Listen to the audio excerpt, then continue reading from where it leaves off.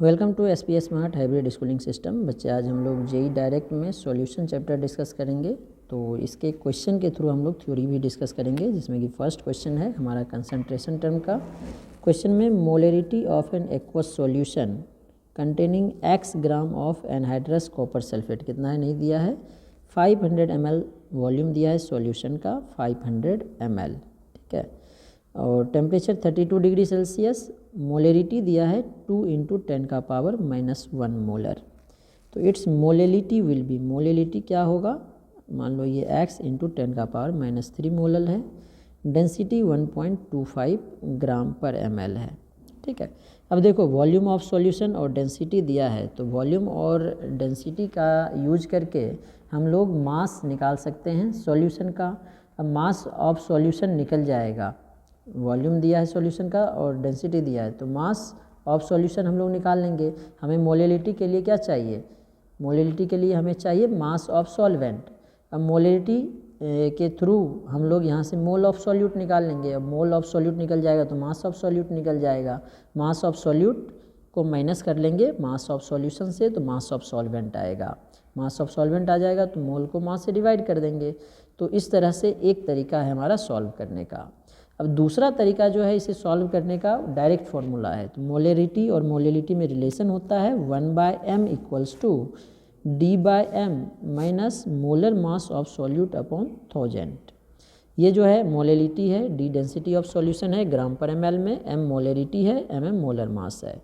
तो 1/m क्या आ जाएगा, डेंसिटी हमारे पास 1.25 अपॉन 0.2 हो जाएगा। ये 2 × 10⁻⁻1 0.2 मोलर, तो 0.2 कर दो। मोलर मास कॉपर सल्फेट का निकालोगे तो ये आता है 159.5 अपॉन 1000। तो इसको डिवाइड करेंगे तो 2 × 6 = 12, 2 दूनी 4, 2 × 6 = 12 हो गया, 2 दूनी 4, 1 10 बचाएगा, 2 × 5 = 10, तो 0.625 आता है। तो एक और कर दो तो 6.25 आ जाएगा। ये हमारा जो है डिवाइड होके 6.25 आ गया, माइनस 3 है तो ये आ जाएगा 0.1595, 3 डिजिट इधर शिफ्ट हो जाएगा। तो यहाँ से 1/m की वैल्यू आ जाएगी 10 में से इसको माइनस कर लेते हैं पहले, तो ये आ गया माइनस करके 6.0905, ठीक है। अब इससे हमें क्या निकालना है, m की वैल्यू। तो m क्या आ जाएगा, अब इसको डिवाइड करना पड़ेगा हमें। तो ये डिवाइड होके आ गया हमारे पास 1/6.0905, that will be equal to 0.1642। अब इसका वैल्यू हमने बोला था 10x × 10⁻⁻3। 10⁻⁻3 का मतलब है 164.2 × 10⁻⁻3। हमारा नियरेस्ट इंटीजर में पूछा गया है इसकी वैल्यू, तो 164.2 को हम लोग नियरेस्ट में 164 लिख सकते हैं। यही हमारा x की वैल्यू होगी, तो इसकी आंसर 164।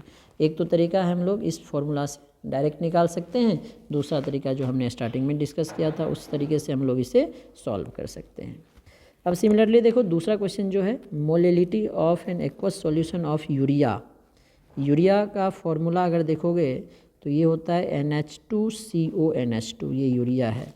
और यहाँ से इसका अगर मोलर मास देखोगे यूरिया का तो 60 आएगा ग्राम पर मोल, ठीक है।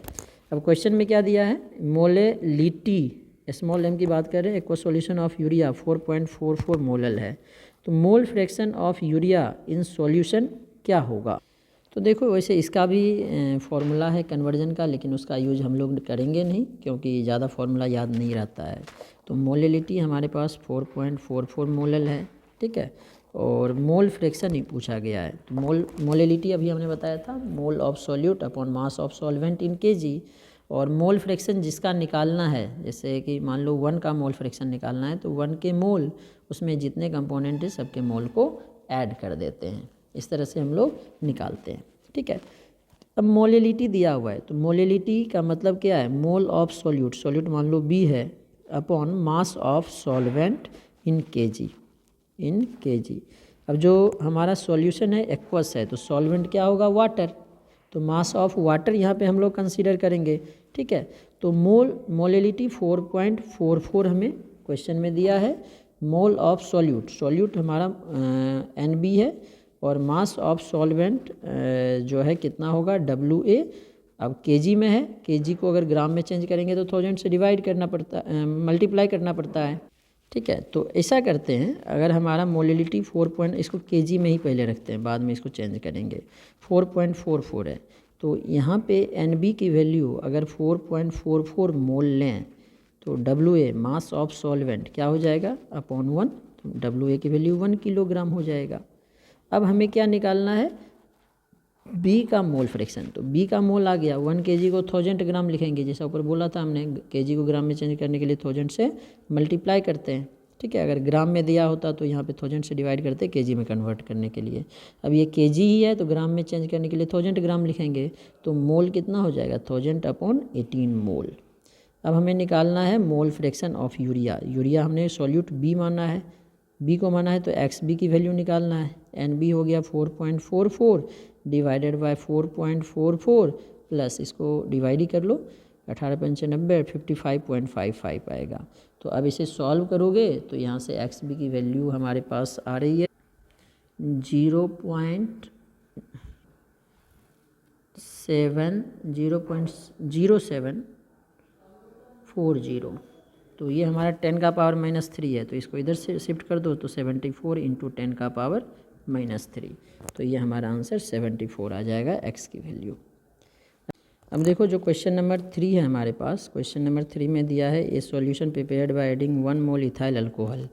मोल ऑफ इथाइल अल्कोहल है हमारे पास 1 और मोल ऑफ वाटर दिया है हमारे पास 9। तो मास परसेंट ऑफ सॉल्यूट पूछा है, तो मास परसेंट क्या होता है, mass of solute upon mass of solution into 100%।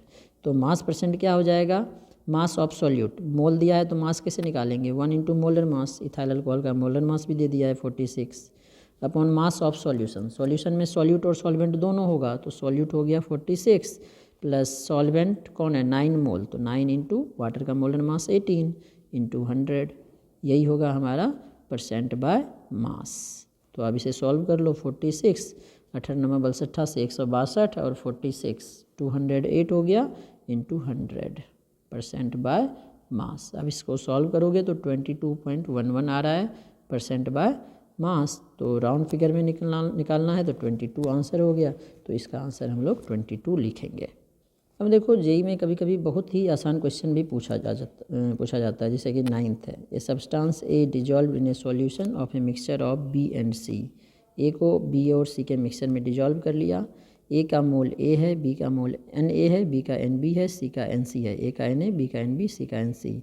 तो मोल फ्रैक्शन ऑफ सी, तो जिसका मोल फ्रैक्शन निकालना है उसके मोल को टोटल मोल से डिवाइड कर दो, सी के मोल को टोटल मोल से डिवाइड कर दो, तो ये इस तरह से इसका मोल फ्रैक्शन आ जाएगा। तो देखो जैसे 18 नंबर क्वेश्चन है, 18 number question, the number of units which are used to express concentration of solution from the following.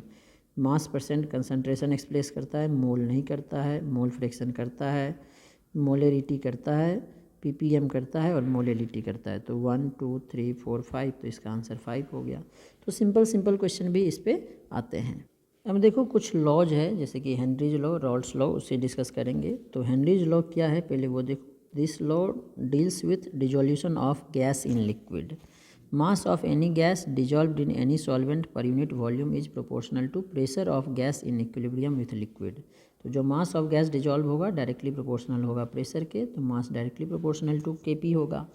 और तो ये तो एक गैस के लिए हो गया। अगर एक से ज़्यादा गैस होगा तो mole fraction of gas dissolved directly proportional होगा उस गैस के पार्शियल प्रेशर के।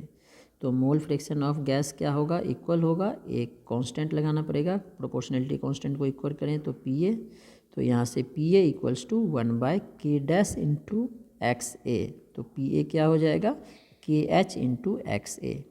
KH को बोलते हैं हम लोग हेनरी कांस्टेंट, और KH की वैल्यू टेम्परेचर पे डिपेंड करता है। KH डायरेक्टली प्रोपोर्शनल होगा टेम्परेचर के, मतलब टेम्परेचर के बढ़ने से KH का वैल्यू बढ़ेगा।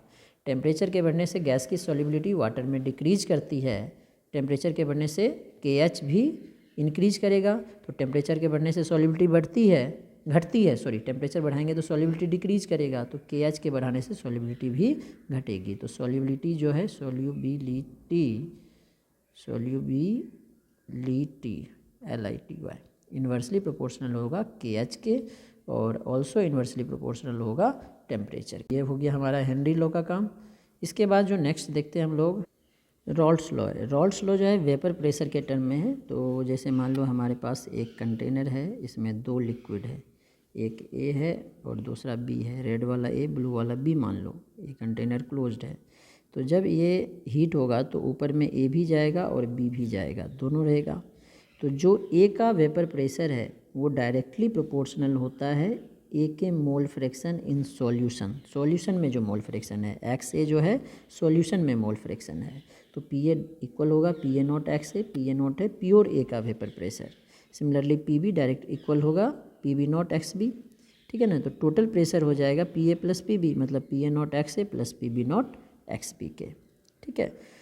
सिमिलरली अगर हम लोग वेपर के फेज में निकालें, वाई और ए और वाई बी निकालें, तो वाई ए क्या होगा, वाई निकालना कैसे है हमें, तो देखो जो हम लोग पार्शियल प्रेशर निकालेंगे वेपर में पी ए, वो क्या होगा, डायरेक्टली प्रोपोर्शनल होगा इसके टोटल प्रेशर के पी के। तो अगर इक्वल करेंगे तो मोल फ्रैक्शन से मल्टीप्लाई कर दो डाल्टन्स लॉ से, तो P A equals to Y A into P, तो वाई ए होगा पी ए अपॉन पी। तो पी ए का वैल्यू अभी निकाला है P A not X A upon total pressure अभी निकाला है P A not X A plus P B not X B. इस फॉर्मूला पे भी क्वेश्चन आता है। सिमिलरली वाई बी अगर निकालोगे तो क्या आ जाएगा, P B not X B upon total pressure P A not X A plus P B not X B. ये रॉल्ट लॉ से आएगा। इस तरह से इसका ग्राफिकल रिप्रेजेंटेशन करेंगे। अब जो सॉल्यूशन है ये 2 टाइप के होते हैं, आइडियल सॉल्यूशन और non ideal solution. Ideal solution वो होगा जो किसी भी टेम्परेचर और कंसंट्रेशन पे रॉल्ट्स लॉ को फॉलो करेगा।